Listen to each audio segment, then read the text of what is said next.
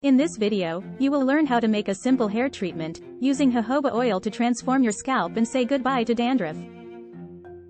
Jojoba oil is full of vitamins and minerals that can nourish and moisturize your scalp, making it an excellent choice for a hair treatment. The recipe includes 2 tablespoons of jojoba oil, 1 tablespoon of honey, 1 teaspoon of apple cider vinegar, and as an option, 5 to 7 drops of peppermint essential oil. Mix all of the ingredients together and leave the hair treatment on for 30 minutes to an hour. Rinse after the treatment. Do not use this therapy if you have any ingredient allergies. By following these straightforward guidelines, you can achieve healthy, gorgeous dandruff-free hair with a moisturized and nourished scalp. Click the link in the description below to save a printable recipe card for future use. Subscribe to our channel for more amazing videos.